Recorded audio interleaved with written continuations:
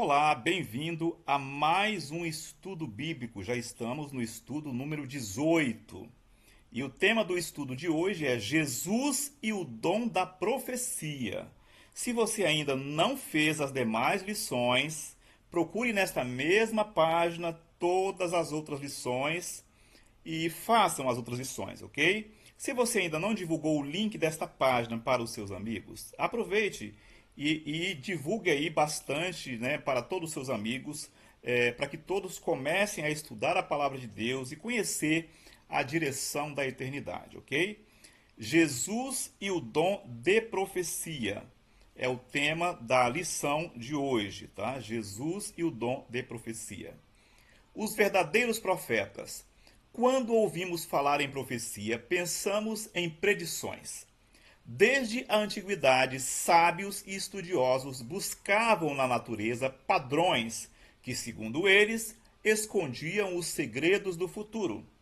Ainda hoje, milhões de pessoas acreditam que o destino está escrito nas estrelas e até recorrem a práticas místicas.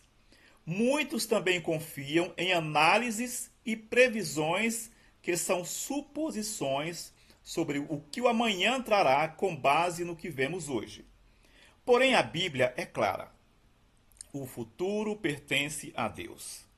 Como todo-poderoso e onisciente Deus do universo, ele conhece o futuro e somente ele pode revelá-lo. Para o tempo presente, Deus tem mensagens proféticas seguras para nos guiar, assim como no passado. Para nos ajudar a saber em quem acreditar, a Bíblia estabelece critérios para a identificação do verdadeiro profeta. Unicamente confiando em seus profetas podemos prosperar. 2 Crônicas, capítulo 20 e verso 20. Vamos estudar sobre o dom de profecia. Abra sua Bíblia em Lucas, capítulo 20, versos 9 a 18, tá? Lucas, capítulo 20, versos de 9 a 18. E o texto diz assim: E começou a dizer ao povo esta parábola: Certo homem plantou uma vinha e arrendou-a a uns lavradores e partiu para fora da terra por muito tempo. E no próprio tempo mandou um servo aos lavradores para que lhes dessem dos frutos da vinha. Mas os lavradores, espancando-o, mandaram-no vazio.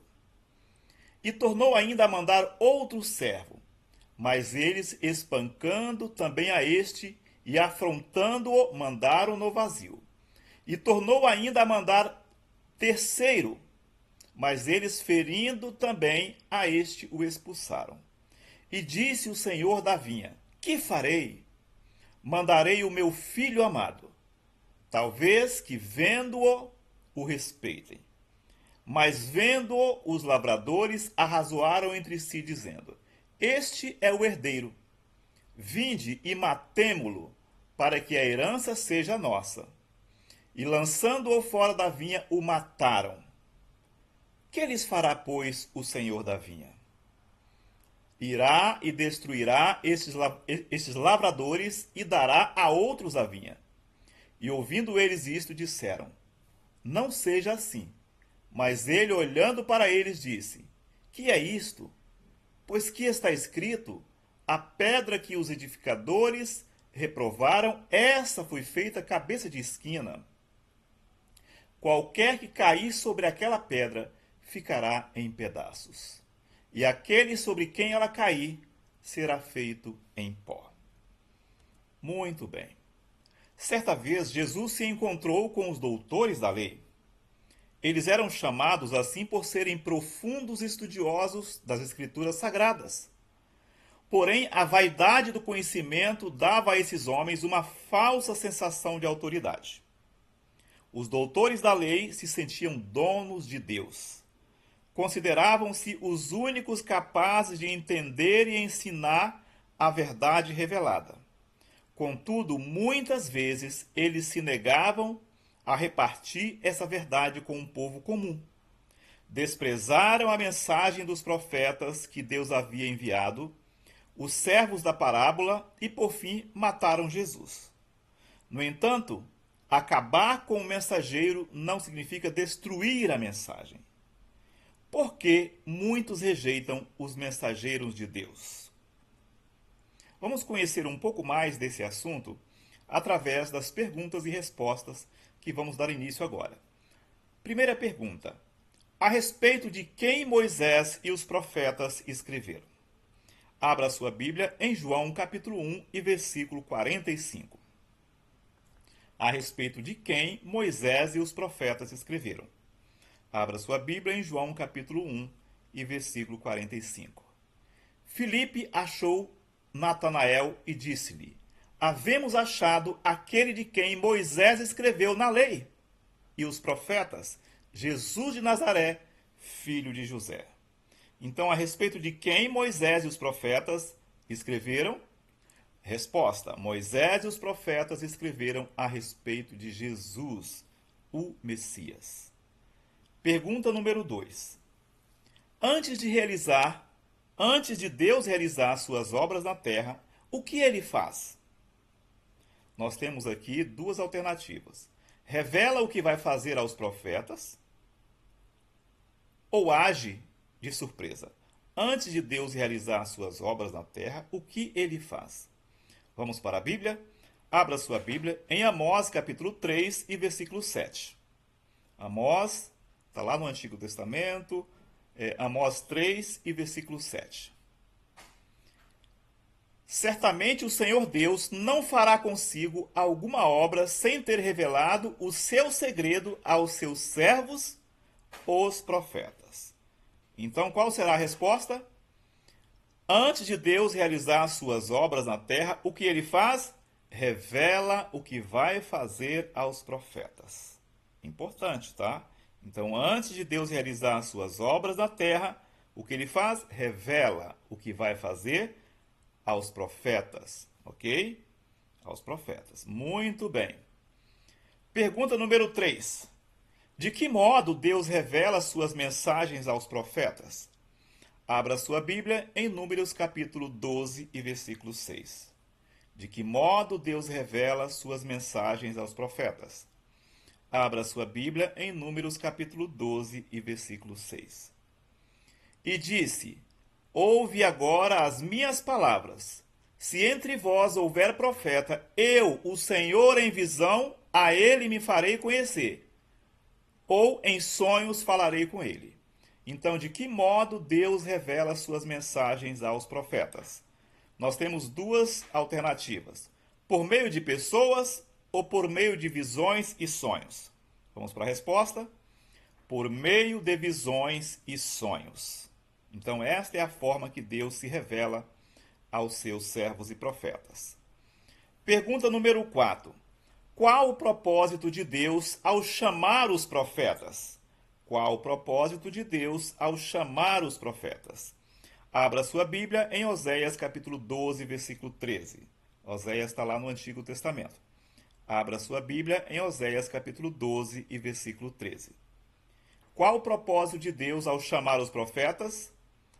Mas o Senhor, por meio de um profeta, fez subir a Israel do Egito, e por um profeta foi ele guardado. Nós temos duas alternativas: conduzir e guardar seu povo, somente informar sobre o futuro. Resposta: conduzir e guardar seu povo. Então, qual o propósito de Deus ao chamar os profetas? Conduzir e guardar seu povo. Pergunta número 5. Quais são as duas características da igreja verdadeira? Abra sua Bíblia em Apocalipse capítulo 12 e versículo 17. Quais são as duas características da igreja verdadeira?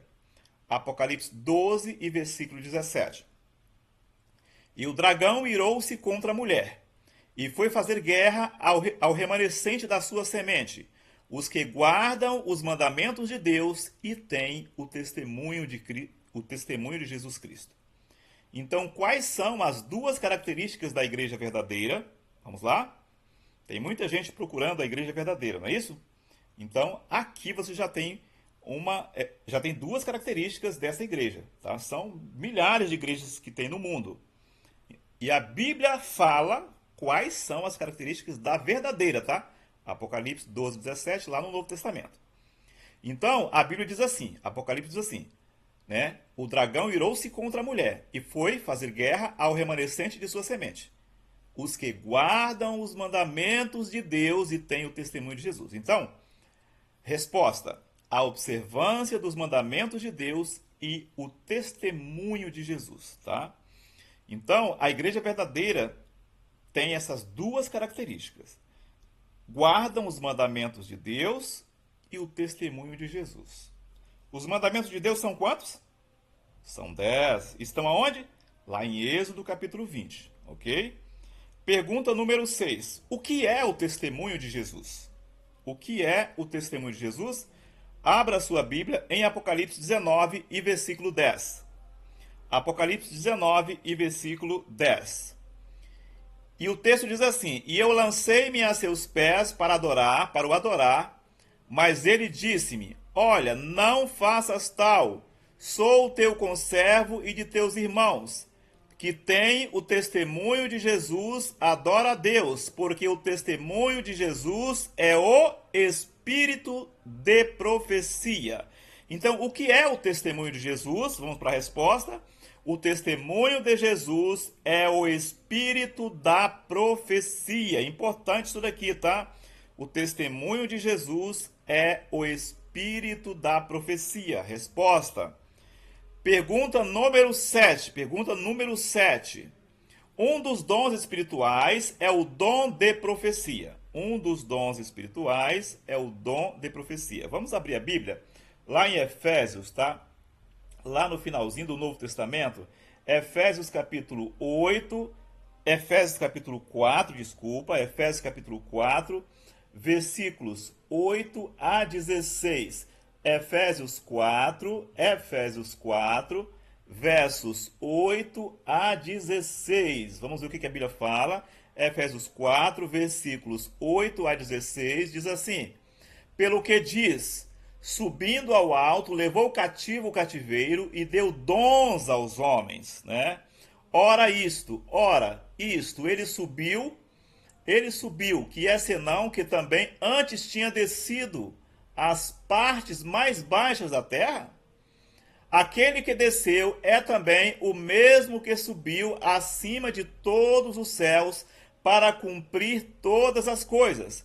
E ele mesmo deu uns para apóstolo, e outros para profeta, e a outros para evangelistas, e a outros para pastores e doutores, querendo o aperfeiçoamento dos santos para a obra do ministério, para a edificação do corpo de Cristo, até que todos cheguemos à unidade da fé, ao conhecimento do Filho de Deus, a varão perfeito à medida da estatura completa de Cristo, para que não sejamos mais meninos inconstantes, levados em roda por todo vento de doutrina, pelo engano dos homens, que com astúcia enganam fraudulosamente. Olha só, parece que o texto foi escrito para agora, né, para os nossos dias. Antes, seguindo a verdade, em amor, crescemos em tudo naquele que é a cabeça, Cristo, da qual todo o corpo bem ajustado e ligado pelo auxílio de todas as juntas, segundo a justa operação de cada parte, faz o aumento do corpo para a sua edificação em amor. Na verdade, foi escrito para os nossos dias, né? O texto foi escrito lá no passado, mas se aplica também exatamente nos nossos dias, tá? Então vamos lá. Um dos dons espirituais é o dom de profecia. Nós temos aqui letra A. O que ele concedeu aos homens? Letra B. Quem escolhe os profetas? Letra C. Para que é dado o dom de profecia? Letra D. De que modo o crescimento do corpo de Cristo deve ocorrer? Vamos para a resposta? Então, um dos dons espirituais é o dom de profecia. O que ele concedeu aos homens? Primeiro, dons espirituais, letra A. Segundo, quem escolhe os profetas? Jesus, atuando por meio do Espírito. né? Letra C, para que é dado o dom de profecia? Para edificar a igreja. Letra D, de que modo o crescimento do corpo de Cristo deve ocorrer? Por meio da liderança de Jesus e da cooperação de todos os membros. Então, muito importante isso daqui, né? Você deve ter muito cuidado. Quando a pessoa falar assim, eu tenho o dom de profecia, eu tenho o dom disso, tenho o dom daquilo. Verifica se esse indivíduo, primeiro, olha só, verifica primeiro se ele está na igreja verdadeira. Nós vimos em uma das perguntas anteriores que a igreja verdadeira faz o quê? Guarda os mandamentos de Deus e tem o testemunho de Jesus. Então a primeira coisa, o fulano fez uma revelação, né? As pessoas costumam falar assim, eu tenho uma revelação para você agora. Chega para você e fala, né? Eu tenho uma revelação para você agora. Aí você pergunta para ele, você pertence a qual igreja? A sua igreja guarda os mandamentos de Deus e tem o testemunho de Jesus? Você pergunta para ele, pergunta. Se ele falar assim, não, a minha igreja não guarda mandamento, que mandamento é coisa do passado, você fala assim, então eu não acredito no seu dom de profecia. Porque no Apocalipse, no Novo Testamento, o Apocalipse diz que a igreja verdadeira, né, o remanescente de Deus, guarda os mandamentos de Deus e tem o testemunho de Jesus. Então, se alguém sair por aí te entregando uma revelação, a primeira coisa que você pergunta, se a igreja dele guarda os mandamentos de Deus e tem o testemunho de Jesus. Se não guarda, sai fora, porque a revelação, a profecia não vem de Deus, tá? É isso que a Bíblia fala. Não sou eu que estou falando, é a palavra de Deus que fala. A palavra de Deus é muito clara com relação a isso, ok? Muito bem.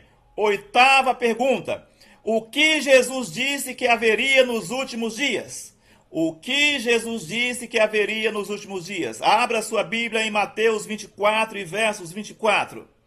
E o texto diz assim, porque surgirão falsos cristos e falsos profetas, e farão tão grandes sinais e prodígios que, se possível fora, enganariam até os escolhidos. Enganaria. Então, existe milhares de falsos profetas por aí. São milhares, estão aos milhares. São falsos profetas que o diabo instituiu na terra para enganar as pessoas. E o falso profeta, ele abre a Bíblia. O falso profeta usa a Bíblia, ele lê a Bíblia na sua frente. Na sua frente, tá? Porém, não faz parte do povo de Deus, porque o povo de Deus guarda os mandamentos de Deus e tem o testemunho de Jesus. É isso que diz a Bíblia. Então, o que Jesus disse que haveria nos últimos dias? Falsos cristos e falsos profetas realizando sinais para enganar o povo de Deus, tá? Então, para você que se considera filho de Deus, muito cuidado, tá? Muito cuidado com as falsas revelações e com os falsos profetas e com as falsas profecias que existem por aí, tá? Muito cuidado mesmo. É por isso que é bom você estudar a palavra de Deus, tá? Na palavra de Deus tem a resposta para tudo o que você precisa. Estude a Bíblia, tanto o Novo quanto o Antigo Testamento. Estude a Bíblia todos os dias. Leia uma boa parte da palavra de Deus para você não ser enganado por esses falsos profetas, tá? Pergunta número 9. Quais são as características de um profeta verdadeiro? Quais são as características de um profeta verdadeiro? Vamos para a Bíblia. 1 João, lá no Novo Testamento. 1 João, capítulo 4, versículos de 1 a 2, tá? 1 João, capítulo 4, versos de 1 a 2. Quais são as características de um profeta verdadeiro? 1 João, capítulo 4, versículos 1 e 2. Amados, não creiais a todo espírito, mas provai se os espíritos são de Deus, porque já muitos falsos profetas têm levantado no mundo. Nisto conhecereis o Espírito de Deus. Todo espírito que confessa que Jesus Cristo veio em carne é de Deus, né? Agora vamos para Mateus capítulo 7, versos 15 a 16. Mateus capítulo 7, Mateus, né? Capítulo 7, Mateus 7, versos 15 a 16. Vamos lá para Mateus. Mateus está no Novo Testamento, tá? Mateus 7, versículos 15 a 16. Mateus 7, versos 15 a 16, ok? Mateus capítulo 7, versos 15 a 16. Vamos lá? E o texto diz assim: acautelai-vos, porém, dos falsos profetas, que vêm até vós vestido como ovelhas, mas interiormente são lobos devoradores. Agora Isaías 8, 19 a 20. Isaías no Antigo Testamento, tá? Isaías capítulo 8, versos 19 a 20. E o texto diz assim: quando vos disserem, consultai os que têm espíritos familiares, os adivinhos, que chirreiam, né? Chirreiam e murmuram entre dentes. Não recorrerá um povo ao seu Deus a favor dos vivos? Interrogar-se-ão os mortos? A lei e ao testemunho, se eles não falarem segundo essa palavra, nunca verão a alva. Nunca verão a alva. A lei e ao testemunho. Se eles não falarem segundo esta palavra, nunca verão a alva. Que lei é essa? A lei dos 10 mandamentos. O profeta de Deus, né? Ele tem que observar os 10 mandamentos, ok? Deuteronômio 18, versos 21 a 22, no Antigo Testamento, Deuteronômio, ok? Lá no início da Bíblia, tá? Deuteronômio, capítulo 18, versos 21 a 22. 18, 21 a 22. E o texto diz assim: e se disseres no teu coração, como conheceremos a palavra que o Senhor nos falou? Quando tal profeta falar em nome do Senhor e tal palavra não se cumprir, nem se suceder, esta é a palavra que o Senhor não falou. Com soberba a falou o tal profeta, não tenhas temor dele, né? Então, quais são as características de um profeta verdadeiro baseado nos versos que nós acabamos de estudar aqui? Vamos lá? Primeira característica do profeta: acredita na encarnação de Cristo. Primeira característica do profeta. Segunda característica do profeta: produz frutos espirituais. Tá? Produz frutos espirituais. Terceira característica do profeta: prega a lei e o testemunho. Esse profeta guarda os 10 mandamentos de Deus, tá? Porque Apocalipse diz isso, lá no Novo Testamento, Apocalipse, né? Fala que o povo de Deus guarda os mandamentos de Deus, ok? Quarta característica: sua profecia se cumpre. Então, o profeta, o revelador, aquele que vai trazer uma revelação, tá? Para a igreja, ok? Essa pessoa tem que se enquadrar aqui dentro. Tem que acreditar na encarnação de Cristo, tem que produzir frutos espirituais, tem que pregar a lei e o testemunho, e a profecia tem que se cumprir. Se ele não enquadra, se em um desses requisitos aqui ele não enquadra, esse profeta é falso. Esse revelador é falso, ok? Não acredite. É a palavra de Deus que está dizendo, hein? É a Bíblia Sagrada. Acabamos de estudar isso na Bíblia aqui, de ver na Bíblia, tá? É a palavra de Deus que está falando isso. Deus também chamou mulheres para serem profetisas? Será que as mulheres também podem ser profetisas? Sim, mulheres podem ser profetisas. Abra sua Bíblia em Juízes, está no Antigo Testamento, tá? Juízes capítulo 4, e versículo 4. E o texto diz assim: e Débora, mulher profetisa, mulher de Lepidote, julgava a Israel naquele tempo. Então, nós temos um texto que comprova aqui que mulheres podem ser profetisas. Lucas 2 e versículo 36. Lucas está lá no Novo Testamento, tá? Lucas capítulo 2, vamos lá, Lucas no Novo Testamento. Lucas capítulo 2 e versículo 36. Lucas 2 e 36. E o texto diz assim: e estava ali a profetisa Ana, filha de Fanuel, da tribo de Aser. Esta era já avançada em idade, e tinha vivido com o marido 7 anos, desde a sua virgindade. Muito bem. Então vamos para a resposta? Juízes 4:4, sim, Débora, um excelente exemplo de profetisa. Lucas 2:36, Deus também chamou Ana para o ministério profético. Então, Deus também chamou mulheres para serem profetisas? Sim, chamou mulheres. Muito bem. Qual o segredo para a nossa segurança e prosperidade? Abra sua Bíblia em 2 Crônicas, capítulo 20 e versículo 20. Qual o segredo para a nossa segurança e prosperidade? E pela manhã cedo, o texto diz assim: pela manhã cedo se levantaram e saíram ao deserto de Tecoa.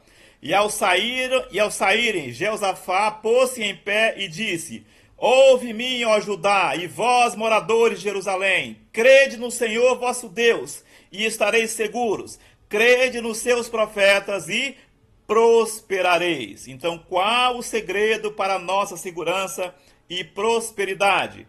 O segredo é crer no verdadeiro dom de profecia, tá? Crer no verdadeiro dom de profecia. Compromisso de fé. Creio que Deus enviou profetas ao longo dos tempos para revelar sua vontade. Portanto, aceito a revelação de Jesus mediante os profetas verdadeiros como vinda de Deus, como vinda de Deus. Então, Deus sim, Deus levanta homens e mulheres profetisas para direcionar a sua igreja, tá? Deus levantou profetas e profetisas, homens e mulheres ao longo da história, e ele levanta assim profetas, tá? Agora tenha cuidado, porque muitas pessoas estão por aí dizendo que são profetas, mas não se enquadra dentro do contexto que a Bíblia exige, tá? Não se enquadram. Então, estude a palavra de Deus, estude a palavra de Deus. Se você frequenta uma igreja, que diz que os mandamentos de Deus não estão em vigor, saia desta igreja com urgência, tá? Saia desta igreja com urgência e procure a igreja que guarda os mandamentos de Deus, tá? Procure a igreja que guarda os mandamentos de Deus. Por quê? Nós acabamos de estudar aqui, tá? Que o povo de Deus, tá? Guarda os mandamentos de Deus, tá? E acredita em Jesus Cristo e tem o dom de profecia. Então é muito importante crer que Jesus, né, se encarnou, viveu como um de nós, tá? Viveu como um de nós e morreu por cada um de nós. É importante, né? É importante você ficar atento a isso daí. Então, a igreja de Deus, ela guarda os mandamentos de Deus. Então, se você frequenta uma igreja que não está dentro desse padrão, tá? Saia desse lugar com urgência, saia, porque você não está indo na direção do céu.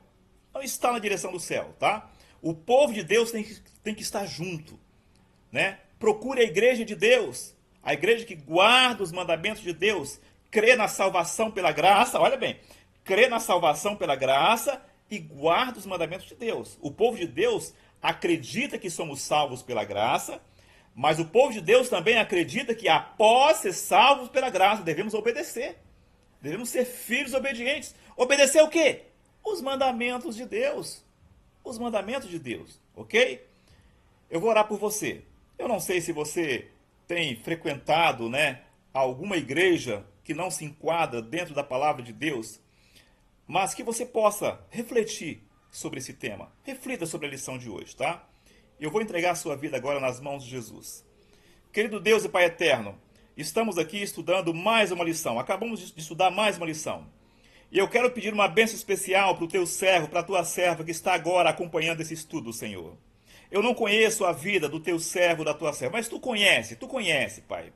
Se porventura ele tem vivido distante da palavra do Senhor, que nesta hora tu conceda ao teu servo, à tua serva, força, para que ele comece a obedecer a tua palavra, para que ele procure a igreja, né, que crê na lei de Deus e crê na salvação pela graça e comece a frequentar a igreja de Deus, a igreja que Deus deixou aqui na terra, né? Comece a se envolver com o povo de Deus. Isso é muito importante.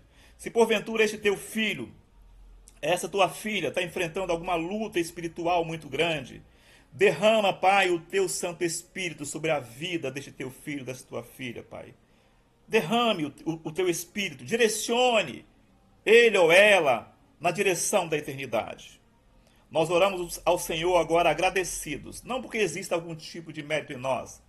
Oramos ao Senhor agradecidos com o perdão dos nossos pecados, em nome de Jesus. Amém, amém. Se porventura você ainda não conhece a Igreja Adventista, faça uma visita. Nós temos cultos, tá? Às quartas, às 19h15, aos domingos, às 19h15, aos sábados, todos os sábados, começa às 8h45 e termina por volta de meio-dia, tá? Faça uma visita a uma igreja adventista. Aí no seu bairro tem uma igreja. Faça uma visita, tá? Que Deus te abençoe ricamente, né? E te faça prosperar espiritualmente e na sua vida material. Está abençoado, está abençoada em nome de Jesus.